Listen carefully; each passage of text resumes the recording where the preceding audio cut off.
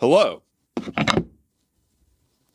Stuff has happened. So what's up? A quite stoppable force has met a quite immovable object at the White House. I'm not talking about the debt negotiations, I'm talking about a U-Haul that was crashed into the barriers of the White House. Some 19-year-old dude rammed this U-Haul into these barriers, backed up, and rammed them again, seemingly in an attempt to get to the White House to hurt the president. A literal Nazi flag was recovered at the scene. This is the sign of a healthy country. Full motives are still being investigated, but he reportedly said some very concerning things about harming the president and his family. Things that the Secret Service is not approving of. If you're not familiar, there is a dotted perimeter of barriers around the entirety of the grounds, like several hundred yards from even the fence of the White House. It's a bunch of poles sticking up out of the ground to prevent, you guessed it, 19-year-olds ramming a U-Haul into them. The poles are pretty unassuming. They come out about yay high, made out of concrete, but it turns out that they've got steel reinforced rods going like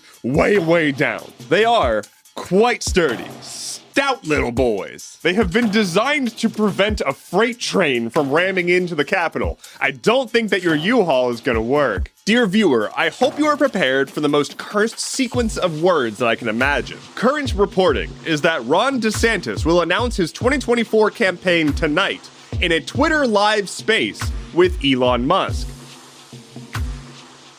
A Twitter space is just like a voice-only chat room thing in which there are some people who can talk and others can request access to like ask questions and whatnot. It's not a bad format for like live panel discussions on the internet. There are many places to do it that are much less cursed than Twitter, but the format exists. Anyway, Elon Musk has already pledged his support to Ron DeSantis, and this is taking it quite a step further. You know, Elon Musk, the guy who keeps talking about how both sides are bad and he's a centrist, supporting Ron DeSantis. Ron DeSantis, with such centrist policies as banning speech and trans people. This is a good time to remind you that Elon Musk's ex left him for a trans woman, which is probably why he's so fucking bitter. Oopsie doopsie, my giant stack of money is not enough to cover up the fact that I'm a giant wad. A Mexican volcano is getting fairly spicy. There is a volcano in central Mexico called Popocatépetl. It's erupting. It's been like smoking and smoldering. It hasn't like gone kablooey yet, but like it's getting a little spooky. And they've issued sort of like a level 3 warning. They've issued some kind of warning that's basically like, hey, yo, get ready to jet. Officials and like disaster management people are monitoring it, and they're ready to give the word to like tell people to get the hell out of there. That would affect 3 million people. Now, notably, like this has been going on for several weeks, and they've just been kind of like, for a while, but it's like spewing ash into the sky and getting kind of nasty. It's been a couple decades since there was any like serious eruption from this volcano. Back in like 2000, I think, there was a eruption that affected 50,000 people. So this is scaling up a little bit. But you know what's already erupting? The effect of artificial intelligence on the economy. No. So here's the deal. Somebody made an AI-generated image of the Pentagon being attacked, and first it was shared on Facebook, but it was quickly cross-posted over to Twitter by somebody with a blue check mark. So it was posted to Twitter. It also had a caption that was like, oh, breaking news, the Pentagon's under attack. And then the stock market started to drop. Now, as a reminder, over on Twitter, the blue check mark no longer means that you're a person of note. It just means that you gave Elon Musk $8 a month to get a blue check mark. Well, despite the check mark meaning having changed, it hasn't really gotten rid of the fact that if people see a blue check mark next to the word breaking, they just assume that it's real. Now, notably, the market bounced back pretty quickly after people realized that it was not real, and then the account was suspended.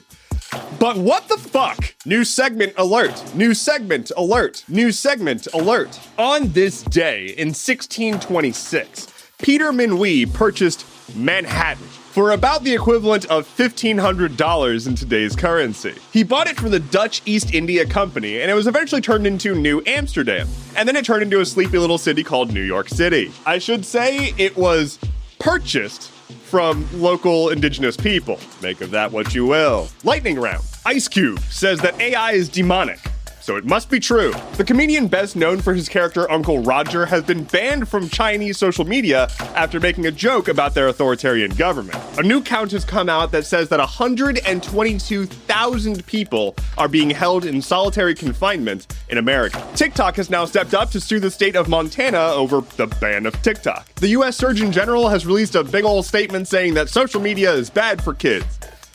I can think of a few other things as well. And speaking of general people, the Illinois Attorney General did an investigation that found that in their state, hundreds of Catholic clergymen abused thousands of children since 1950. Significantly more than the church's own investigation said. And finally for today, put on your pirate hat, because Netflix is rolling out their anti-account sharing policies in the US. Thank you so much for listening to today's episode of Stuff Keeps Happening. Head to stuffkeepshappening.online for sources, bonus content, and internet words. My name is Endeavorance. I'll be back on Friday. Take care and be well.